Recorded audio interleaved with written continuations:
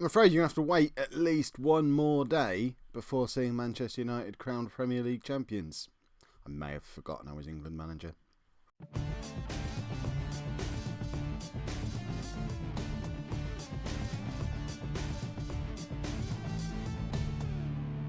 Hello and welcome to Season 16, Episode 10 of Non-League to Legend. I'm Kev, and coming up on today's episode we have two very important England European Championships qualifiers. It's the first set of qualification matches we've had, I believe, and I don't even think I've shown you who our group is. So we have a group comprising of ourselves, Bulgaria, Liechtenstein, Slovakia and Switzerland. So quite frankly, if we can't make it out of that group, well, I would get sacked. If for some reason they didn't sack me, I would have to resign as a matter of honour. There's a few changes to the side that you will be familiar-ish with from recent matches. Modou Fall is out for the season. There's a surprise. So it's all change up, well not all change, half change up front. Mick Hoyle comes into the squad and straight into the side. He's a 21-year-old striker on loan at Forest from Everton.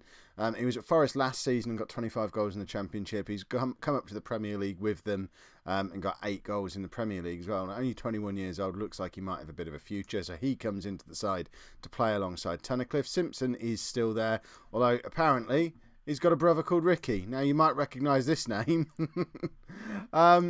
Ricky Simpson is a Manchester City player. He was one of my first signings when I arrived at the club. We brought him in for £3.9 million from Southampton. He spent the next season on loan at New York City and went to Leicester on loan this season, where, I mean, he's not exactly been a first-team regular, but needs must. We're desperate for players. So Ricky Simpson comes in to make his competitive England debut at centre-back. Ron Osborne carries on at right-back. Do I remember Brad Skinner? Is Brad Skinner someone with... No, he's making his debut as well. So 21-year-old Brad Skinner plays for Swansea in the Championship. Who's Keith Roy Mitchum? Is he another debutant? 22-year-old, plays-ish for Arsenal. So what an experience back four that is. In midfield, we have another player making his debut, Jim Schneider, 23-year-old, plays for Sheffield Wednesday. At least he's playing regularly and playing well in the Premier League, so he might actually be a good one. Wilkes and Adu we already know about, so yeah. It's an interesting squad, isn't it? If we manage to get anything out of this game today, I will be quite impressed with myself. I don't really see that. I have sprung surprises based on the squad we picked. Silly goose. Yeah. Free-flowing attacking football. Somehow we're still favourites for the match, despite 5 debuts in a competitive match. Some might argue this should have been what we were doing in that pointless tournament we were playing in earlier on in the season. But no, I disagree. It was very important to stay in the top division of that. That goal has been met. So now it's all about bringing in the new blood now. There, see, Mick Hoyle. Yeah, it is Mick. Goal on his debut. I know what I'm doing. All about the youngsters now. If the older players are as rubbish as they look, why not bring in a load of kids and see if they can be an improvement? So, Ron Osborne, big Ron Osborne with a cross. Look at that. Was that Simpson? Forces a save out of the Bulgaria, I want to say. Goalkeeper. And Hoyle follows up for the rebound. Are we playing Bulgaria? We are playing Bulgaria. Excellent. And what an attacking formation they're playing as well. They're not going to get back into the game playing like that, are they? Cue them getting back into the game. At least Lazarov is injured, so we're not going to get torn apart. I would assume he's going to be their best player. Oh, Brad Skinner. That's no way to make an England debut, giving away a penalty after 15 minutes. We've had one very successful debut at one end. Brad Skinner may never play for England again because he's given away a penalty so early on. I can't remember which one he is. I assume... Is he the one at Arsenal? I can't remember. He's not... He can't... Don't know. Oh, there you go. He's a centre-back. At least it wasn't Ricky Simpson. Bright future for Ricky Simpson, 19-year-old. Full England international now. He can come into the Manchester City squad proper next season as our 4th choice centre-back. But at least gives us some young English players to bring into the squad, which has been distinctly lacking this season. So we've got him, we've got Diayoa. Both of those two can come in. And as players who've made their England debuts under me before making their Manchester City debuts again under me. Ridiculous. Imagine if this was how English football really was, and this was the sort of team we were having to resort to. It doesn't bear thinking about. Right. Half-time, 1-1. Not really ideal. But their only real contribution to the game has been their penalty. So we really need to get up the other end and get another goal. Andy Tunnicliffe, we all know he's dangerous, just completely absent today. He's been about as effective to this game as Modou Fall has been so far. We need something. We need a spark of something from someone. Which I suppose that's the benefit of having young kids on there. Someone must have a spark. They don't make it this far without having a spark, do? There you go. There's your spark. Keith Roy Mitcham on his England debut. He meant that. We all know he meant it. And you know how I feel about a goal a game fullback as well. Look at right. Which way is he looking? He looks up. Is he looking up? He only looks at the goal there. We are not. He meant that. We're having that as a goal. Keith Roy Mitcham is a new world superstar. He'll be playing up front for us. He'll be playing as a Trequartista in the next game probably, because he's exploded onto the scene, playing out of position at fullback. Who's Paul Williams? Do we know him? Oh, he's played for us once before. I see he actually plays in the Premier League as well. He could probably come on for Tunnicliffe then. Do we swap those two around? No, we do not. And who else can we bring off? Ernest Adu. He can come off for... Who is Rob Bradley? Rob Bradley is a left back, it seems. Probably would have been more logical starting at left back ahead of Mitcham, but that kind of thinking isn't what makes you England manager. There you go. Talbot can come on. So this is still Liam Talbot, who has never played a game for Manchester United. But, oh no, he has. He played 9 games last season. I'll let him off, because he's kind of a regular in the squad for England under me. I like him. I want to sign him. Whip him out from under United's noses. Right. Brad Skinner, not having a good game, is he? That's what you get for giving away a penalty. We'll never... Here's a prediction for you. After this episode, you will never hear the name Brad Skinner again. That I'm just going to throw that out. And it's not going to be anything deliberate on my part. If he comes up and looks any good, I'll pick him again. But there you go. Henry Smith, we know who he is. He can... I don't know why I'm still putting him in the squad. He's 31 years old now and has never been any good. But has got about 50 caps for England because of desperate situation that they've been in for the last 10 years, apparently. There you go. We've beaten Bulgaria. 2-1 at Wembley. Winning start, see, justifies all of this selection nonsense. Now, who are we playing next? Here we are. Liechtenstein away. There you go. Easy. Right, the Who on Earth is Brad Skinner campaign has already started, because he is the only change from the team that has just beaten whoever it was we played. Bulgaria, I think. David Jackson comes into the side, mainly because I've realised he's in the squad. And he's got 30 caps for England already, and has been a Premier League regular for the last 5 years. So probably is a more sensible option and should have been in there for the last game. Other than that run change, Tunnicliffe looks like he needs a rest. I've ascertained that by the fact it says rest next to his name. But we don't have any other proper strikers, so tough. Yeah. There you go. Nathan Wilkes is playing his 70th game for England. That is ridiculous because he's not very good. So again, further example of the appalling state of English football. We really need a win in this game. If we can come out of these 2 fixtures with 6 points, that'll be a fantastic result. Especially when we've got Modou Fall, Lewis Bradford both coming back fit again. Hopefully for the next round of matches. So we're quite heavily weakened. I imagine there's probably defenders out injured as well who I can't remember or haven't heard of.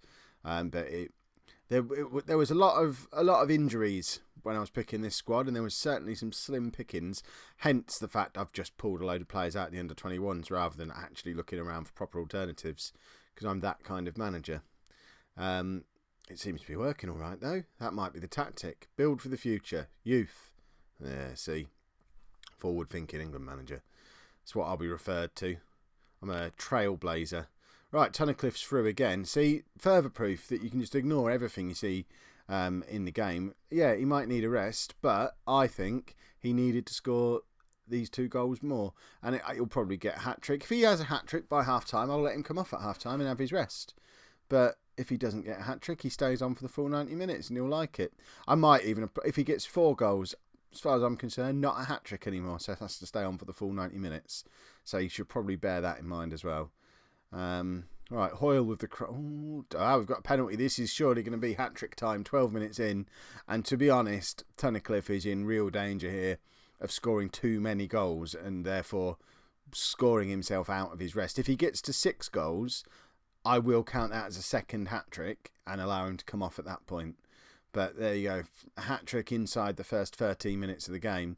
If he scores again, he doesn't get his rest. I think that's reasonable.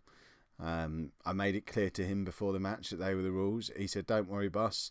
The chances of me scoring 4 goals are fairly slim. Let's face it, I'm not going to already have 3 of them less than a quarter of an hour into the match. That would be nuts. This is a European Championships qualifier. Are you trying to suggest the opposition might be rubbish?" Tunnicliffe's through again, but decides to put it out to Ron Osborne because he remembered he wants a rest. Not a dress. He doesn't want a dress, probably. He wants a rest. Right. What's happening now? I see, it's sloppy, but it doesn't really matter against this lot. How have we ended up? We're probably lower than this lot in the world rankings. I don't understand how it's happened. We must just have had 5 years of only playing top 5 teams in friendlies or something to force us down the rankings as far as we are, because we're not that bad. So, he ain't coming off now. I warned him. I couldn't have been any clearer. I told him before the match. I told you lot when he still only had 2 goals. He's staying on now. I don't care. What's the worst that could happen? He gets injured and can't play for Arsenal and force them to challenge us for the... Well, they're not going to challenge for the title race, are they? But that's beside the point. The terms and conditions were very clear to Andy Tunnicliffe. He now needs 2 more goals if he's coming off at half-time. It'd be awesome if he went and got him. I don't think I've ever had a player score a double hat-trick in 20 years of Football Manager. Apart from that one time when I had a player who I think was just a bit glitched and scored about 200 goals in a season. But I think he was glitched. Don't really know how. It was 25 years into a save and it all started to go a little bit wrong. But he was fun while it lasted. Pretty much all of them for the halfway line as well. He'd pick the ball up in our half, just lump it in, score. And it got a bit boring. I don't know how his second season got on because I just got bored and stopped. Wonder if I've got that saved anywhere. How long ago would that have been? Tunnicliffe hasn't scored for a few minutes. We need to get a message down to the pitch just to let him know 2 more in the next 14 minutes or he's not resting. I imagine if I was him, I'd just refuse to come back out. Look, seriously, boss, I've done my bit. I've got, 5 goals now? Wilkes has taken that one off him. Nathan Wilkes. Now also sporting the Lazio in an attempt to get himself back into the Man City lineup. He knows the way to my heart. Lazio haircut. He should have done, but was that off the post, maybe? This lot are absolutely rubbish. I see why that European Nations League thing exists. Because at least it means we're not having to play stupid games like this one against teams. We're poor, but this lot, to be 5-0 down before half-time at home, they've just got no hope of ever scoring a goal, let alone winning a football match. What's the point of them playing? Hoyle, Tunnicliffe hits the crossbar. Right. I've not seen Schneider win a tackle yet, and he's supposed to be our tough tackling future hope in the centre of midfield. Mitchum, can he score another beauty from out wide? He can't. Tunnicliffe hits the crossbar again. If he'd have just decided to keep hitting the goal, he'd have his double hat-trick by now and would be getting his rest. As it is, tough tomatoes, Tunnicliffe. Wilkes, is he going to bag another one? No, someone needs to get a shot away. What's this nonsense? Simpson shoots from somewhere where he probably shouldn't have done. I might swap the Simpsons round in the second half just to see what happens. Put Ricky Simpson, our 19-year-old centre-back in his second international game. Stick him in at Trequartista just to see what happens. Mainly, it's part of messing with Jerome Simpson because he plays for Chelsea and I'm keen to mess with Chelsea players. Why would we change anything?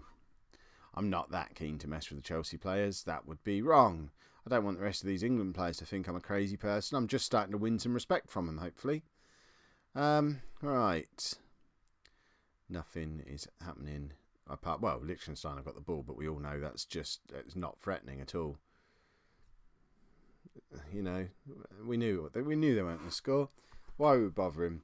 I might just sit here and not speak when they've got the ball, in full knowledge that I can just edit it out because nothing's going to happen.